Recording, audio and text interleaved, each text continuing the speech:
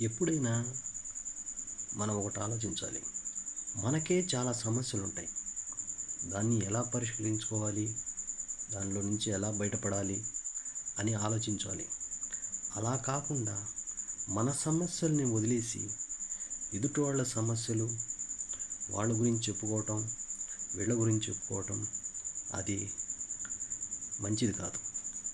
దానివల్ల మనకి తెలియకుండానే సమస్యలు వస్తాయి. మన సమస్యలు మనకుంటాయి. దాని గురించే మనం ఆలోచించాలి.